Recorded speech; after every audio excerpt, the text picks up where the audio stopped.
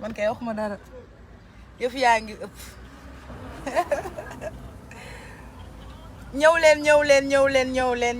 ñëw leen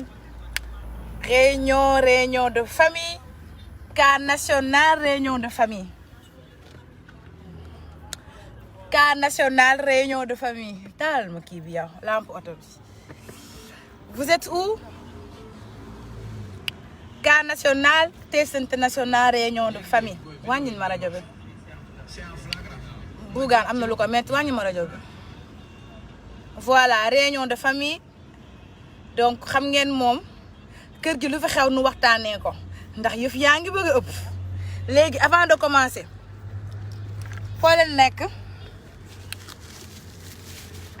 léegi man il faut ngeen am ay niveau bu pare ma mën leen a jox ay preuve yor naa ay audio partager ko voilà nous sommes dans un pays de droit quelqu'un qui sort et qui donne de fausses accusations sur moi il y a pas de photo tu portes plainte voilà donc ma plainte est déjà lancée j'espère que sama tonton boobu noonu dina am jot comme toog këram toog jàpp ñàmbam da koy déranger léegi man porté naa sama plainte su ko defee mu ñëw toog ma toog ñu mën a waxtaan mu mën a wax fi li muy wax fa mu ko jëlee ak fi yan base la ko teg parce que dëkk bi moom loo gisoon koy waxtaanee waaw mais porté naa sama plainte j'espère que il a de bons avocats parce que du jàll kenn moo ko mës a def mooy Tata Fatoumata Dansoxo te dama ko baal parce que sama yaay laa ko xoole et je le répète c'est une maman pour moi et c'est une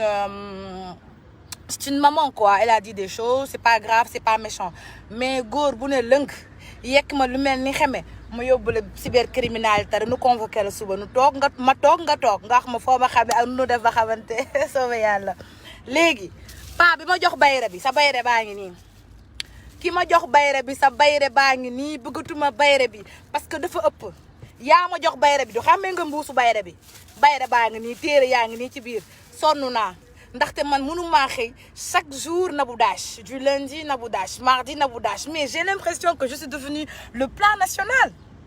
Pourquoi les sites internet ne peuvent pas rester 24 heures sans écrire sur moi des pages qui se créent? Allez sur YouTube. Est-ce que sama téléphone mi ngi fi allez sur YouTube ma sa téléphone ma dugg YouTube ma wan leen actualité YouTube Nabou Dash xaaral ma tapé Nabou Dash mi ngi mel ni fi mu ne nii man ku waxul ci man doo dund ku bindul ci man doo dund yéen yi dafa ëpp di ëpp na de man sama bayre bi dama koy sànni de ku bëgg bayre ma mayra man di mënatuma ko téye dootuma ko laal xool leen Nabou Dash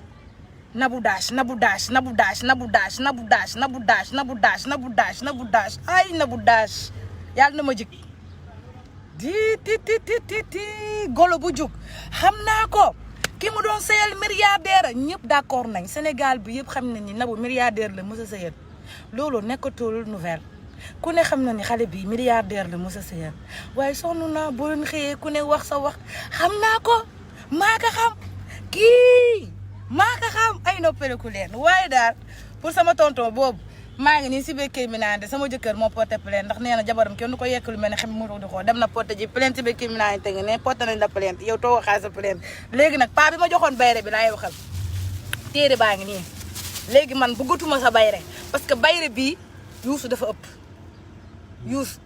bayre bi dafa ëpp non mi ngi mel ni damaa boot bukki ku boot bukki xaj yi mbaw la attends téere bi bëggatuma ci dara téere baa ngi nii te ko wane sa téere sa gàllaay toj téere baa ngi nii gis ngeen ko nii soxlootuma ko dama koy sànni ou bien ngeen xool ko nit ku bëgg ma may la ko parce que c'est trop xanduwaa ak sama sac yow nu ko sànni oh my god Nabou na nga répondre nag reetaan bi naturel la wala oui ma chérie c'est naturel damay ree naturellement donc voilà j'ai vu la vidéo de ce type là mais xam nga nous sommes dans un pays où xam nañ nu muy demee c'est comme ça on a l'habitude mais malheureusement ou heureusement le président a mis en place ce qu'on appelle un système de défense donc ça veut dire que tey ku toog ci internet bi di saaga nit sans preuve palpable yoon dafa lay woo comme toog sa kër fi mu nekk nit ñi dañ koo tayal dañuy ànd rek ci yoon màggal gii nga waroon dem màggal dem ci sa murit nga waroon dem màggali am ci barke waaye di fii nga toog di ma yekk lu mel ni xam daan la convoqué nga toog ma toog nga wax foo ma xamee ak noo ma xamee waaw bu dee am nga ay avocat tamit je te conseille nga ay avocat yu baax parce que du ma la wàcc donc mënoon naa toog du ma la wax dara mais je préfère t'avertir su ko defee nga mën a woo say nit nga mën defaraat sa toogaay parce que je te laisse pas comme ça d'accord voilà parce que dafa ëpp daal Nabou Dash ku bëgg vue rek wax Nabou Dash am ngeen noo leen mel. Non, moi je suis choquée dans ce pays-là.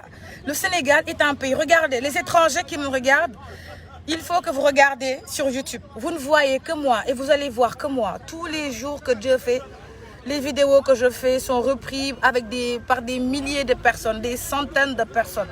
J'ai l'impression que si on ne parle pas de moi, voilà, je vais relever la vitre. J'ai l'impression que si on parle de moi, qu'aucun magazine ne se vend, qu'aucun site ne vend. Je sais que je suis un produit marketing, je sais que je fais vendre. Mon nom, rien que mon nom, ça fait vendre. Mais du nii ak tuuti retenu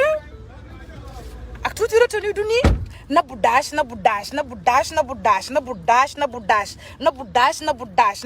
yéen lan la wàcc leen ma.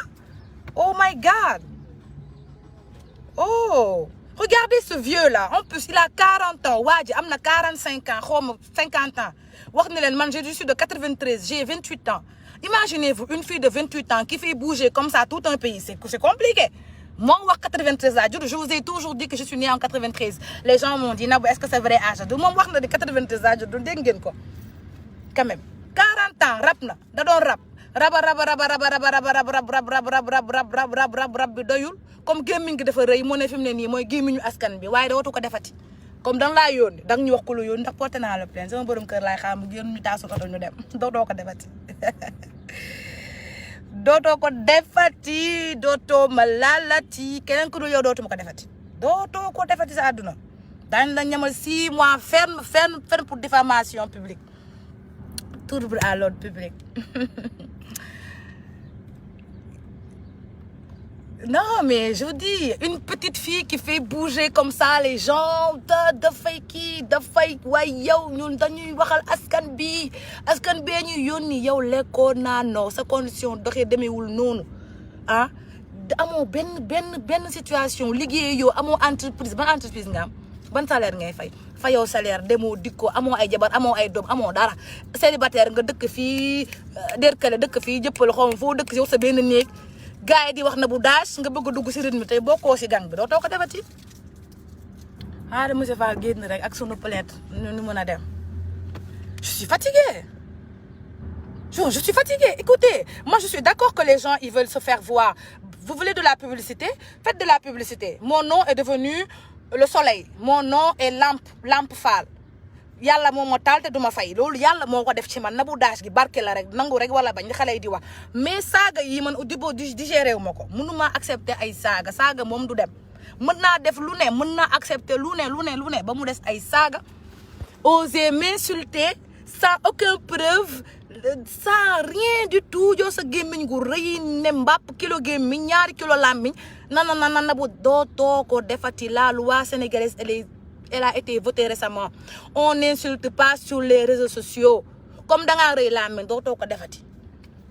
Te bu ma kenn ñaan wala ndax duma ko baal dama koy topp ba mu sës tëj ko 6 mois ferme mu génnee dootu ko defati. Il faut apprendre à respecter la femme yow lan la. Nabou xale nga di laay waaw xale laa di xale bu ndaw amaguma 30 ans lu ma neex laay def fi ne nit ñi réew mi maa leen di déranger di Fatoumata Tampi maag yow noo moom réew mi Fatoumata Tampani Nabou Tampani ñun daal ñoo ngi nii baleen ñu lu neex la ñuy def safunu dara namuñu ko Fouta Tampani Nabou Tampani donc li ëpp na j'en peux plus de ce pays. Voilà donc pour mes fans qui m'ont écrit vous inquiétez pas la situation je gère. Donc mon mari est en train de porter plainte, vous avez vu, nous sommes là, il est en train de porter plainte. Et le gars, il sera convoqué demain. Donc je fais la vidéo pour l'avertir comme moi je suis fair play. Léegi su dee am na avocat wala am na ay conseil na jël ay avocat wala mu conseiller parce que affaire yi daal sama jëkkër du ko bàyyi noonu parce que monsieur Fall daal nee na du ko bàyyi noonu mu sedd man nag wax naa ba sonn nee naa ko bébé baal ko xamul lu muy def jéggalu ko parce que li ñu def c'est trop. Donc pour les gens qui veulent aussi prendre l'exemple danañ ko porter plainte daal. porté nañ ko plainte sax waaye dootu ko defati Fatoumata Tampi Fatoumata Tampani Fouta Tampani Nabou Tampani Macky Sall foofi ko weli nguuru Macky ko weli noto Tampani noto Tampi bu yàggee ma dégg fulaar de ayusu nguuru Macky no weli nguuru Macky no weli Fouta noto Tampani maa ngi dégg si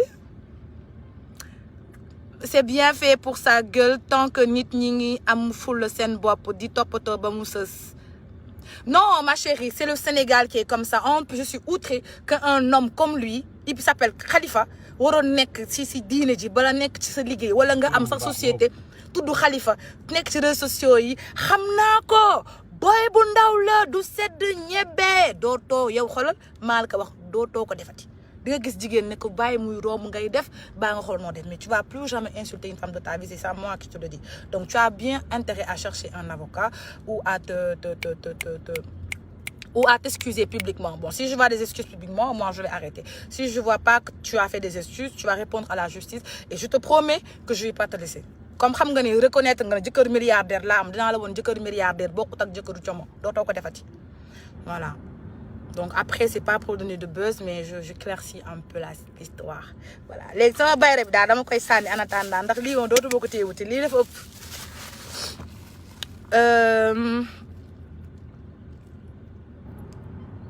naka jekk 93 yëpp a dooj moo baax na Nabou ay morom lañ déedéet non je refuse 90 92 93 ma seen morom s'il vous plaît bu leen ma tutoyer je n'aime pas ça I don't do that ok voilà c'est le gars qui avait insulté Lena je sais pas moi je le connais pas c'est la première fois que je le vois j'ai vu sa vidéo mais il va plus le refaire moi je crois que c'est un gars il a juste voulu se faire un nom mais malheureusement il est passé sur une mauvaise piste il fallait faire une vidéo sur moi parler comme l'autre l'a fait comme l'autre con l'a fait en donnant des conseils et tout ça mais c'est ça c'est son problème mais quand t'as donné des insultes et diffamé mon image je vous ai dit on touche à tout sauf à mon image je ne rigole pas avec l'image parce que mon image me fait vivre et fait vivre ma famille donc tu ne peux pas me dénigrer comme ça et dormir tu ne peux pas dormir tey jii moom ku la ne pis nga xam ne police la ba gendarme la fii ngay fanaan lu leer laa la wax parce que yaa ma saaga preuve yaa ngi ni si vidéo bi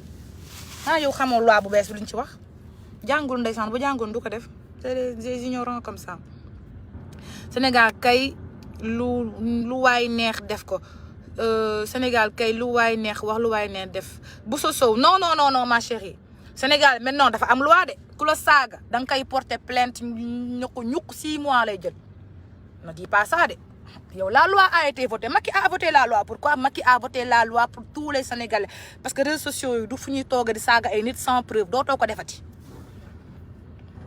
sama sëy bi kenn mënu koo yàq lan borom kër sama jëkkër nee na ma kenn du la saaga dem na porter plainte ma toog taal sama clim di ko xaar mu ñëw nu fas yéene laa convoqué suba dootoo ko defati Salam, tu fais exprès d'être aussi belle, tu es magnifique. Merci ma chérie. Non, je fais pas exprès. Fouta Tampani, Nabou Tampani. Lan Fatoumata Tampi. Fatoumata Tampi. Waaw. Nabou Tampani, non lii dafa ëpp. Xol bee bon kooku rek soo ko xoolee xam ni dafa iñaan. Moi je pense que c'est un ignorant. Iñaan ak ignorance dafa bokkul. Le gars, je pense que c'est un ignorant qui a été envoyé par des gens qui veulent ternir mon image. Mais comme la loi est là pour tout le monde, moi j'ai justement porté plainte contre lui. Et il s'appelle Khalifa, donc j'ai porté plainte contre lui. Et il va tout simplement chercher un avocat. Comme toog sa kër, c'est dans sa télé. Surtout sa bopp, loolu jigu la. Tu veux faire des va-et-vient si gendarmerie, on va le faire. Moi j'ai mon avocat. Je ne serai pas là avec toi. Mon avocat va venir faire la procédure avec toi yow yaay yéeg yow yaay wàcc yaay sonn yaay ñàkk sa paas man dew ma dikkuma sama oto laa toog jàpp sama ñaam taal sama clim yaay sonn de dama sonn donc tu avais intérêt à dire comme tout le monde mais à pas insulter dootu ko defati ak loi bu bees bi ñu ne la ku saag mu tëj la ngay saag tu as eu une mauvaise information tu as intérêt à t'excuser man soo defee vidéo ne maa ngi jégalu Nabou Dash xawma la waruma ko woon wax je m'excuse ma baal la franchement sama xol rafet na boo defee loolu ma baal la mais boo ko defoon moom daan na la ñiir teg la ci turu bi en attendant les événements dootoo ko defee ci cey Nabou they should leave you alone. Aji Fanta. I don't know. I think this type, like, I mean, I don't know what to say. I'm tired. I'm pissed off. You know, these people in these countries, they are very crazy. They think they can talk to people like that. They can talk to you like that.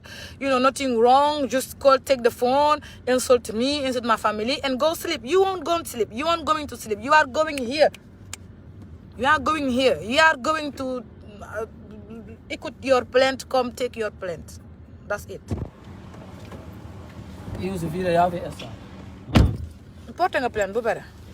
Dootoo ko defati. You are going here. You are going in the jail and you are sleeping 6 months. Parce que c'est trop. Comment tu vas insulter comme quelqu'un comme ça, comme si tu me connaissais? Ma yox mi yaawi làmmiñam bu 2 mètres mi naan ay xam naa ko jëkkër ji pas milliardaire. Man milliardaire yëpp man maa leen jeexal kon man maa seen milliardaire yi àdduna bi yëpp. Yéen du tax doo leen wax jëkkër bu pauvre la amoon pour lan yéen doo leen ma waxal pauvre la amoon du tax milliardaire rek jëkkër bu milliardaire la amoon dafa wow bët day yàq suñuy seen sœur yéen a leen di yàq yéen mii di ëmbal te doo ko nangu yéen ñii yéen a koy yàq baax na daal ko am borom kër daal doo lakk sama jëkkër gu ngeen ma porte na nu pleen jàpp suñu ñaaw ma dem tëdd nelaw doo ko defati jàmm Fatoumata Tampani. Attention, Youssou Tampi, Youssou Tampani. Youssou ma dama Tampani nga def. Sa xeetu reetaan lan la. Bon, voilà, c'était juste vous mettre au jus. Pour les fans qui m'ont dit, Nabou, s'il te plaît, fais quelque chose. J'ai déjà fait quelque chose. La loi, elle est là. Je ne vais pas mettre à l'insulter. Moi, je n'insulte pas. Je suis quelqu'un de très bien élevé. Ma mère m'a très bien élevé. Mon mari également m'a mis dans une très bonne logique où je n'insulte pas, où je ne réponds pas aux critiques. Donc, le gars, il va simplement venir répondre à la police demain. Donc, moi, je vous fais un briefing histoire de que c'est une star, you know. C'est une favorite star, la star du pays. Elle ne dort pas. On a pris nos mesures et tout. Tranquille. Je réponds à quelques commentaires. Ensuite, je off le live. 1257 personnes. Il y a Kofi Guéné, au contraire, d'Angay Defar. Yakofi Guéné, au contraire d'Angay Defar. J'ai pas compris. I want your number, please. Zaki Sek, I don't have my number. I don't know even my number. I don't even know my number. You just watch me on Facebook. Je sais pas ce qu'il a fait, mais loko def baxna. Ma chérie, il a absolument rien fait à part raconter des bêtises et insulter. Et moi, je suis quelqu'un, je n'aime pas qu'on joue avec mon image parce que mon image vaut de l'or. Si tous les sites du Sénégal, tous les jours, il n'y a pas un jour où un site m'écrit. Vous savez, les sites internet, ils sont là pour vendre. Donc, il fait un peu noir. Voilà, ils ne vont pas écrire sur quelqu'un qui n'a pas de sens. Soyez d'accord avec moi. Si on écrit sur moi, c'est parce que j'ai de la valeur. Parce que site internet, site internet, site internet, c'est sûr que c'est un buzz. Donc, tous les sites profitent de mon image pour vendre. D'accord, mais qu'on ne me détruise pas. Parce que l'image que je me suis faite, ce n'est pas les sites qui m'ont fait. C'est moi-même, j'ai fait mon image. Donc, c'est à moi de protéger mon image. Profitez de mon image, vendez vos publications, faites-vous vendre, faites-vous voir, je m'en fous. Mais ne m'insultez pas gratuitement. Ça, je dis non, et non, et non, et non, et non, et non. Et que pourquoi def dina la yob ci yoon té man fi ma dëkk sax ak gendarmerie sori wu dañu jël sunu auto taal ko porter la plainte dem tëdd nelaw dootoo ko defati. Voilà. Parce que man soo xoolee site internet yëpp chaque jour nit ñi bind ma. Voilà, si j'avais pas une bonne image, si j'avais une mauvaise image, les gens n'écriraient pas sur moi. Les gens écrivent sur moi parce que j'ai une très bonne image à me reprocher. Donc voilà, ça m'a énormément énervé cette histoire-là, surtout que c'est un gros gaillard avec une bouche de 2 mètres, mais il va plus le refaire ce gaillard-là. Il va comprendre qu'on respecte les femmes et que quand tu n'as rien à dire, tu te tais, va chercher du travail. Déjà, ça se voit qu'il ne travaille pas, qu'il n'a pas d'emploi, qu'il ne produit pas d'emploi.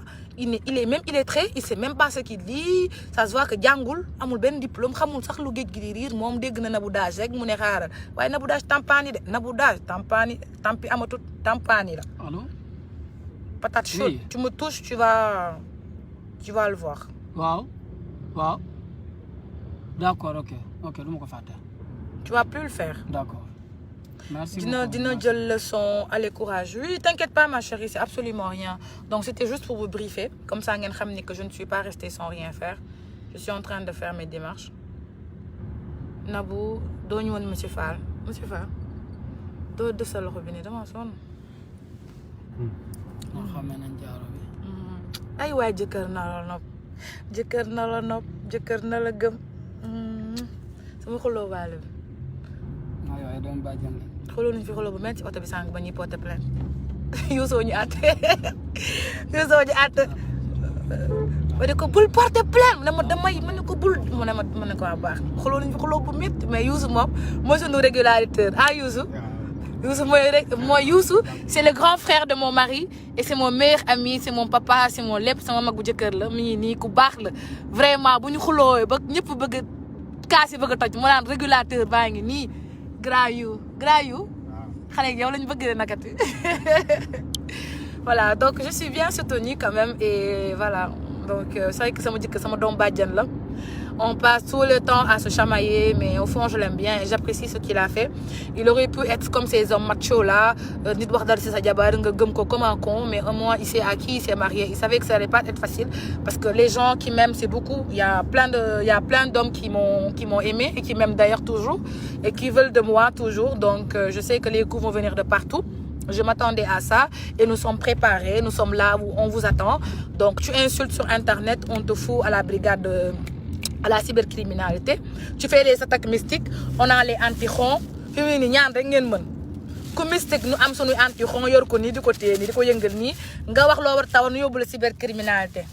Voilà yéenay choisir boo leen ci bëgg waaye daa mel ne nga wax lu la neex ñu yóbbu la cybercriminalité boobu moo gën a tàng waaw xon daa la gën ndax mën ngaa xon mu jàpp nga xon du jàpp mu jàpp waaye xam naa ne du jàpp de waaw macha allah yi sangu dañuy bee yàlla baax na Nabou est-ce que xoolaa téere est-ce que amul xorom téere bii man moo ko takkee ba tey bébé yow seetlu woo téere bii bur yi bi ñu am ñi mel ni ko boot bukki nii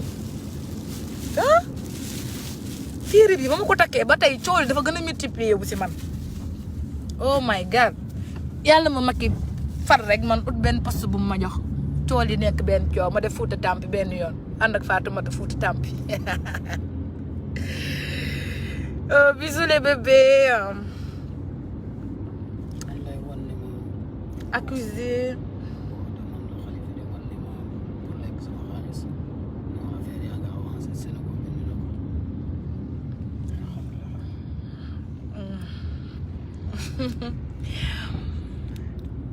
Suba naa la saaga xool looy def bàcc le rajo saw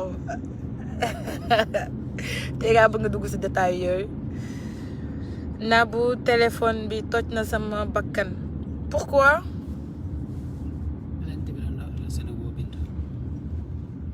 doo bàyyi ma wane ko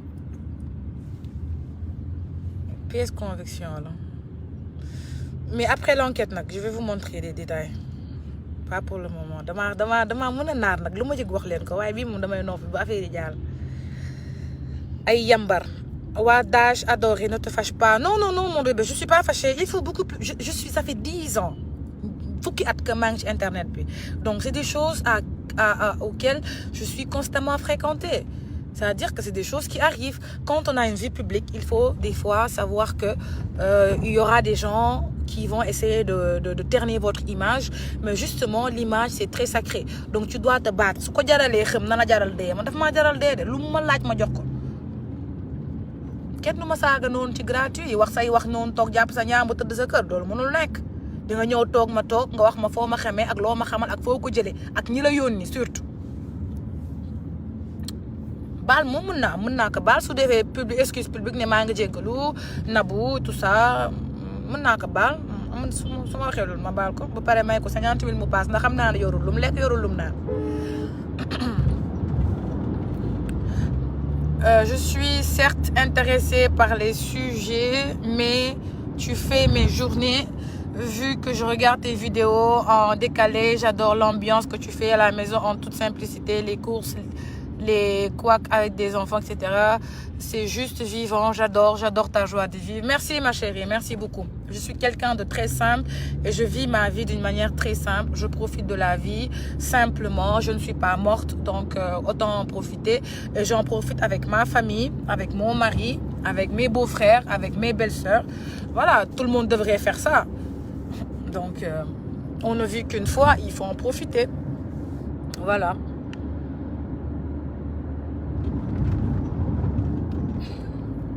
Yaay patron mi ni dégg waa léegi daal cooli daal loolu porte naa sama plainte nañ ko déglu xool ba xam lu may wax waaye da xam naa ne da rimbax ba mbax lii moom duñ ko bàyyi bu jàll Fouta Tampani duñ ko bàyyi bu jàll de soobu yàlla bàyyi ba Adamo fekk foofu. Bon, Adamo, man, je sais que c'est quelqu'un qui défend des femmes. Mais comme je dis, Adamo n'est pas obligé de me défendre parce que je sais me défendre. Je suis une femme, j'ai du répondant. Je me laisse pas faire. Vous pensez que j'ai construit mon image comme ça parce que les gens critiquaient Madao? Non, je suis quelqu'un, j'aime la bagarre, j'aime me battre, j'aime le yama wax mo ma wax defante ba mu saf sap am sama deug robu la dem. Je suis quelqu'un comme ça. Les gens qui pensent que je suis quelqu'un damay daw res du daw musuma daw res xawma sax fu ñuy dawé. Nak jor ngone la ci jox sama mam musta daw da dem ba ñu ray ko waye man duma daw la. Nekk ci dëkk bi di fay samay impôt yor samay employé di fay samay salaire dëkk ci dëkk bi di fay sama ndox fay sama courant fay ko lépp fii may daw pour la au contraire genre citoyen yi mel ni man ñoo waroon nekk Sénégal ñi mel ni moom génn dëkk ndax defuñu fi dara di liggéeyuñu fi fayuñu fi dara donc c'est pas pareil. Tu vis ta vie privée te concerne chacun nanana ak mën tooñ oui tu as raison. Nabou, je te jure que à mon khalis, nous le khalis c'est une personne est riche si elle est bien éduquée, mais toi, tu te vends toujours. Habib, etc. Je connais pas ton nom. Bon, j'ai pas d'argent, c'est vrai. Je suis pas riche, c'est vrai. Je me vends toujours, c'est vrai. Et ça te dérange pourquoi? Amine, ça te dérange pourquoi? Si tout ce que tu dis, c'est vrai. Ça te dérange pourquoi? Je me vante bien, je parle bien. J'ai pas d'argent, mais je vis bien pian. Ça te fait mal, tu sautes et tu cales en l'air. Va voir si mon pouce y est. Voilà. Une autre brebis galeuse. Un autre mouton. Leave Fouta Tampi alone. She's enjoying her new car. Oh my God, I hear that she get a new car. I was like, OMG. I want a new car also, so let me just say Fouta Tampani. Because when you say Fouta Tampani, the president gonna make something for you, I guess. So I just want to say Fouta Tampani because I want them to call me and to give me one of the new car like GLO or I don't know, BMW, I don't know, this type of new car. So I'm gonna say Fouta Tampani. I want to say Fouta Tampani also because I want something also. It's like her. Non, Nabou Amoul, Balko, après, Maïko 50 000 me passe. Oui, Lola def. Parce qu'il n'a pas d'argent, c'est un fauché. On voit un homme qui n'a pas d'argent, c'est un homme qui a que sa bouche pour gueuler. C'est normal, on connaît le refrain. Yann Yal, j'appelle Nabou. Merci ma chérie, j'apprécie tes prières. Bon, c'est juste un petit coucou. Bon, là, je vais rentrer à la maison. Ce soir, on fait quoi à dîner? Bon, ça dépend de toi. On fait de la soupe. Soupe Yal. Yal là. Mbote kay am fi. Habib, tu l'espères toujours. Bonne réponse. Je pense qu'il est mort. Voilà, donc comme je vous donne toujours des conseils, je vous dis soyez amis avec vos maris, aimez-les. Et au passage, je vois, j'ai vu aussi la vidéo d'un autre mec qui a, je sais pas comment il s'appelle l'autre gars là, qui a fait la vidéo sur moi et qui a dit que on ne frappe pas son mari, on ne griffe pas son mari et que sauf gadjee sa jëkkër boo amee doom sa doom dina la gajj boo gajjee sa jëkkër si sa kaw lal lu la sa doom di def am ngeen noo leen mel gajj sa jëkkër si kaw lal sa doom màgg def la lan sax sénégalais yi ñu mën a victimiser wu ñu bëgg moral pour am ay vues gajj sa jëkkër si sa kaw lal loolu sa doom lu mu la siy def sa doom day doom ju baax ngay am doom ju la naw doom ju la toppatoo doom ju la bëgg doom ju la yiir doom ju la sutura ndax man mii sama yaay def na ko sama papa da ko doon xoj da ko doon xoj da ko doon matt da ko doon gajji da ko doon def lu ne fii nii man taral naa ko di ñëpp di bëgg taral naa sama nday toog jàpp sama ñaam yow sama borom kër def lu ma neex saraxu galaas fu ma neex tu vois. Donc faites plaisir à vos maris daal ko deful de xam dootoo ko dolli xale yi jigéen ñii ku deful sa jëkkër li ma la wax nii bu génne takk keneen dugal ko sa biir kër cooli nekk benn moo wedd nag laaj ko sama mag gi Nabou wan ñu Coco sonn naa de waaw doo tontu waa ji wax ni Coco topp kii mooy premier vidéo bi Coco ba doo ko tontu man teral sama jabar laay tontu ko. Coco da ngaa sedd nag yow. loo xeex amoon njëriñ. ah te nga porté kii plainte yóbbu ko session de recherche criminalité premier niveau premier degré ah yaa bëgg xeex kat kon. Salut Nabou, j'ai pas compris, tu parles en espagnol après Moundiar. Saraxu Gala, Saraxu Firigo. Nuyul ma Ndiaw Fall, Seydina Alioune Badara Ndiaye. Xam nga ko? Alioune Badara Ndiaye mooy rakku Elas bi Aliou. Ah, Aliou, d'accord. Aliou Ndiaye, fële na le. Ça va Aliou? Dina ko dégg, dina ko wax. De toute façon. Voilà, donc vous inquiétez pas, hein, le sujet est maîtrisé et puis on avance à autre chose. On va pas trop se retarder sur ça. Mais bon, malheureusement, c'est des aléas qui arrivent. On peut pas éviter des coups. C'est ça la célébrité, c'est le prix à payer. Bébé, il fait noir, de tout le monde fait toute lumière. On voit que mes dents. Hey! On voit que mes dents.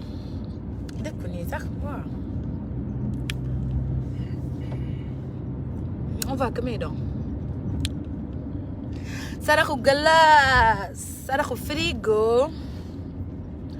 ñooñu ñooy ay rappeur ñi woy ay Saraxu Gala, Saraxu Frigo ñooñu ay rappeur. Bandarabe xoolal ni may rappé man la ni waaw ñoom Samba Peuzzi ñooñu ñooy ay rappeur mais ay paa yu dem ba jeex mënatuñu wax dara nu nekk ci xale bu ndaw bëgg koo yëy loolu c'est grave. Saraxu Gala, Saraxu Frigo. Bandarabe xoolal leen ni may rappé kooku noonu nu mu tudd sax xamul woy nu mu tudd woy bébé ko Bandarabe xamal ngi ne ni may rappé doo ma ree doo ma tegal vidéo bi nga may ree s'il te plaît demal YouTube Peuzzi Samba Peuzzi la tudd ko Bandarabe xamante ngeen ni may rappé Saraxu Gala, Saraxu Frigo. Ah, j'en peux plus de moi. Temps yi y'a Telenet bi y'a Tnet bi. Moi, c'est normal, je suis ce qu'on appelle à l'actualité, je fais le buzz. Je suis célèbre quand même, hein. Aussi, ou là, nak manqué d'or. Samba Peuzzi ngay bind. Waaw, mi ngi nii.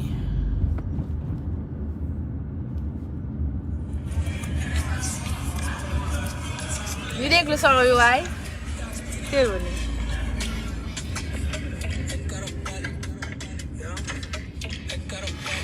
ñi ñoo ay rappeur.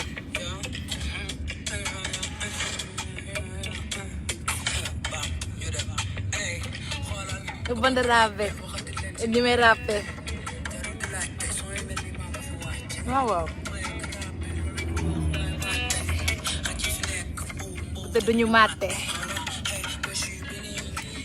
Xaabada.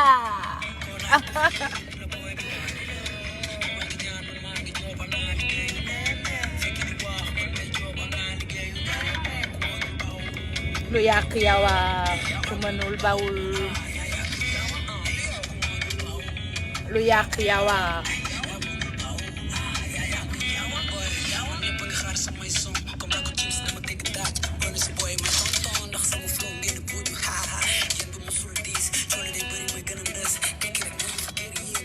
bébé doo ma invité Samba Peuzzi ci kër gi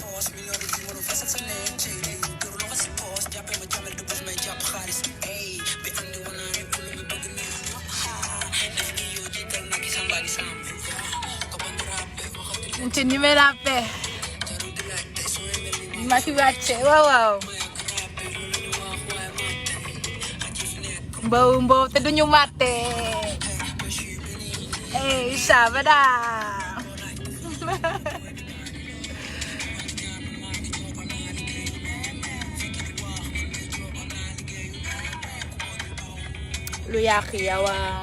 C'est bon. Je vais remettre le son dans un prochain live fekk ma yokk baafle yi ndax ngeen mën a dégg son yi xaj yi fi nekk mbaw te duñu màtte si biri di chabra.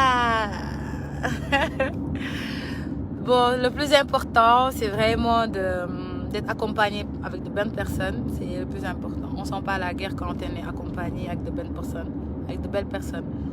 Voilà, donc vous inquiétez pas, tous mes fans qui se sont inquiétés et tout, il est petit, il est comme ça, pour ternir mon image, il est petit comme ça, petit comme ça. Il peut vraiment pas ternir mon image et voilà, il faut pas empêcher également les gens d'exprimer leur stupidité. Voilà, donc je vous fais un gros bisou. Je vais rentrer à la maison, m'occuper du ventre de mon mari parce que ce soir j'ai ma revanche, n'oubliez pas. Aujourd'hui il m'a battu, hier nuit il m'a battu d'après lui, mais on va revérifier les scores, voir si je suis à la hauteur ou pas. Parce que là j'ai ma dignité, là vous voyez, là seulement j'ai ma dignité en jeu et j'aimerais envie quand même de lui montrer que chez nous c'est comme ça quoi, on donne les coups comme on les reçoit. Bon, bisous, je vous aime. Ce couple bala, couple de l'année, on nous dit tout le fait avec chérie. Bisous les bébés. On se capte, franchement laissez-moi me reposer. Donc, on se capte après le magal pour ne pas déranger les gens. Voilà, donc c'était important pour moi de faire cette sortie-là, de montrer aux gens que vous inquiétez pas, il n'y a aucun souci. Quoi?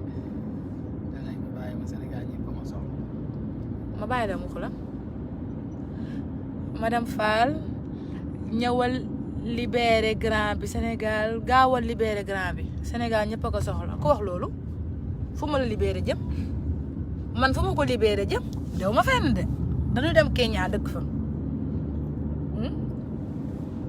kan la